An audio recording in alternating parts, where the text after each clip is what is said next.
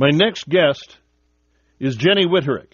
She's president of Sky Investment Council and author of My Mother's Secret. And I mention them in that way because she's primarily in the financial business. She's not been an author, and yet she's written this novel, and I confess I've been so immersed in election business that I haven't had time to read this book. But Jessica did, and she was extremely touched by it, and she has been raving about it for the past 24 hours. So, Jenny Witterick, welcome to the program. Thank you so much. Tell me the story behind the story. What motivated you to write this book? And maybe start by telling us a little bit about the book. It's based on a true Holocaust story, but it is, in fact, a novel, right? That's correct, Bill.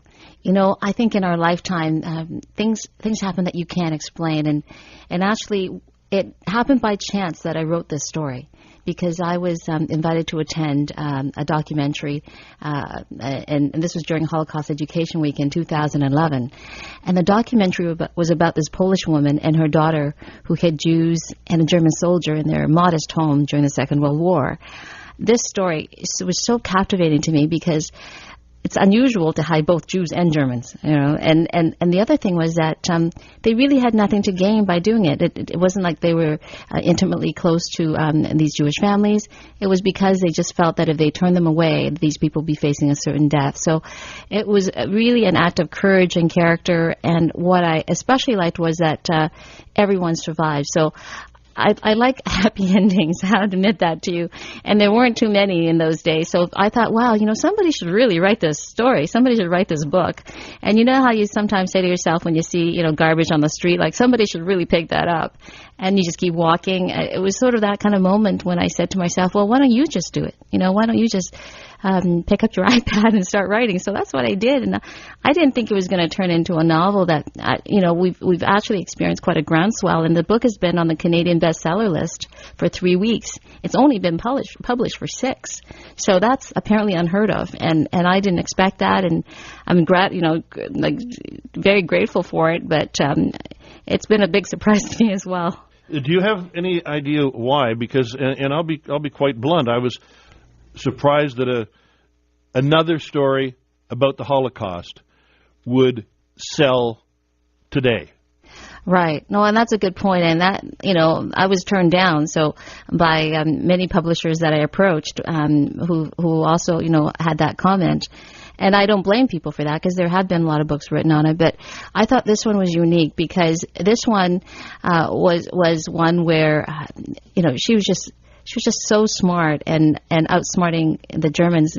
You know, she did things like invite the German commander over for dinner, and they were hiding right under the table. So that's pretty gutsy, and I really like smart people, and the fact that she was able to pull it off was even better in terms of sending the message that you can all be inspired to do the right thing, and so I thought that particularly I had written this for actually a young adult audience, and thought that it might be inspirational to young people. But what we found is that people from the ages of 8 to 80 have enjoyed the book, and I didn't expect that as well. And people call it a crossover novel because of that. Yeah, that was one of the first things that Jessica said, was that this book could easily be read by a young teenager. Exactly. And I was actually at Wilfrid Laurier Elementary School yesterday and did a reading for the grade 7 students there, and they really, you know, they gave me a tremendous response, which always makes me really thrilled because, you know, the purpose of writing this book, as you said, I'm not from this world. I'm not from the literary world. I always wanted to be.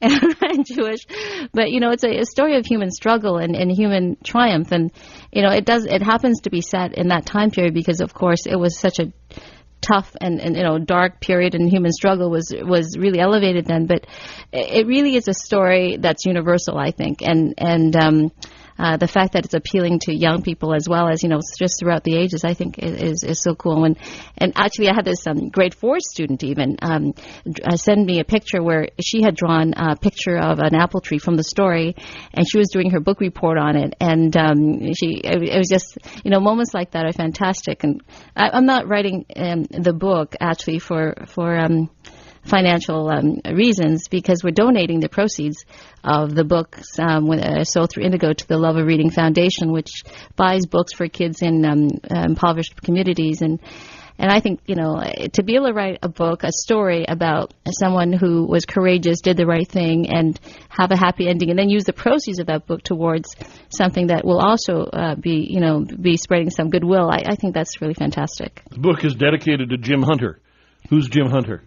Jim Hunter was the past president of Mackenzie Financial, and he has ALS. And so along with donating the proceeds to Love Reading Foundation, we're also donating proceeds from the books sold to the other channels like Amazon and Kindle, etc., to ALS research. And I love Jim dearly as a friend, and I want to be able to contribute something to help him.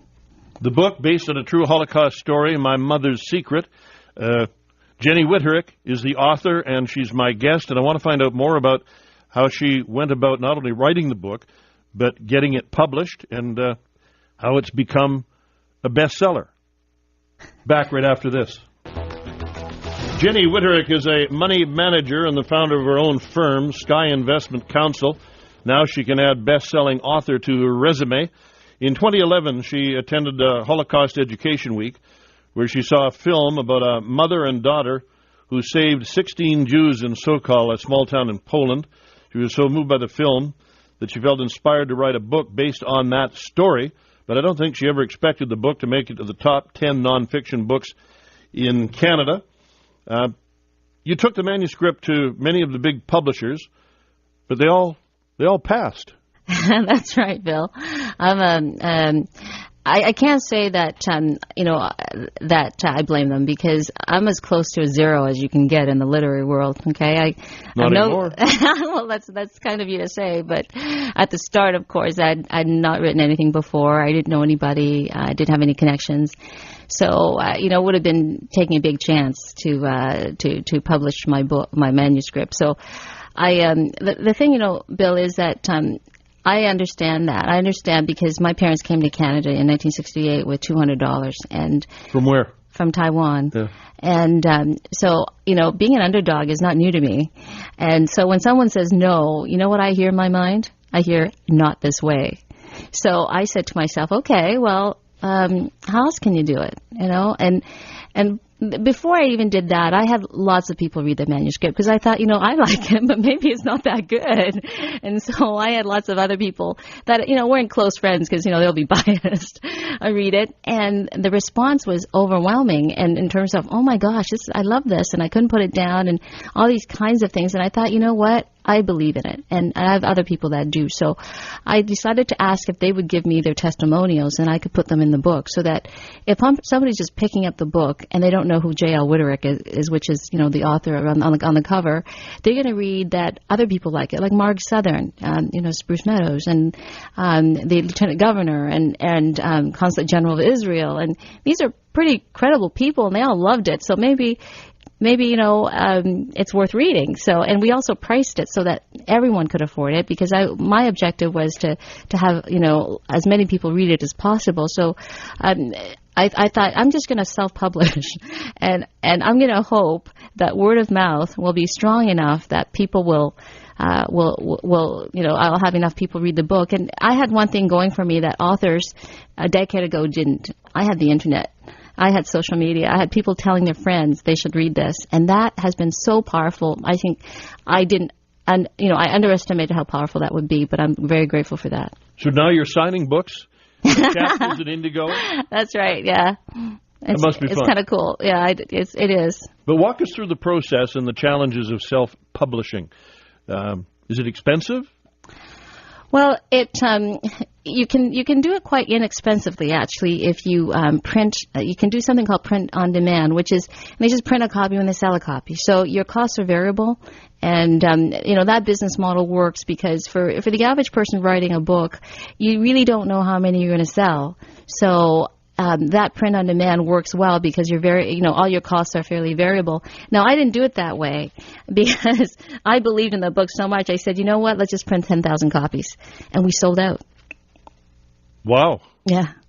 Didn't expect that either. And the guy said to me, sure? I said, yeah, because print on demand, if I'd gone that way, the cost of the book would have to be $14.95 for us just to more or less break even. And I said, that's just too high a price point. How can I get that price down? He says, well, you have to print more copies. And you have to do an offset run. And I said, okay, so what do we need to do? He goes, you need to print a couple of thousand copies. And then, I said, well, how do we get the price really down? He goes, well, 10,000 will do it. And I go, okay, let's do that. So the book's retailing at $8.95. That's right. Such a deal. Well, yeah, I bought a Mother's Day card that cost more than that. So have any of the publishers come back now? Actually, we did have one major publishing firm who I didn't approach initially, so we didn't have any history, but the president of the company actually noticed that it was on the bestseller list for 3 weeks and it was self-published. He asked if we could have lunch, and we did, and we struck it off. I really like him and vice versa, and so actually we're in the process of negotiating something. Exciting. Yes. The book is My Mother's Secret, based on a true Holocaust story. Jenny Whitterick is my guest. We'll come back and talk more with her and include your calls. Anybody read the book? 604-280-9898, toll free 1-877-399-9898. You're with Bill Good on CKNW News Talk 980. The book is brand new, at least it's brand new to this market. It's been in the East for some time, so Jenny Whitterick, the author of My Mother's Secret, has had a lot of feedback and obviously a lot of sales, but it's available here in all the major bookstores? Yes, and the independent bookstores will also be carrying it shortly. I'm getting quite a kick out of your obvious enthusiasm and excitement. This is, you live in the financial world. Yes. I don't think you ever aspired to being an author. You've got a 16-year-old son? Yes, I do, yes. And what was his reaction, first of all, to you taking on the project, writing the book, right, and then selling the book?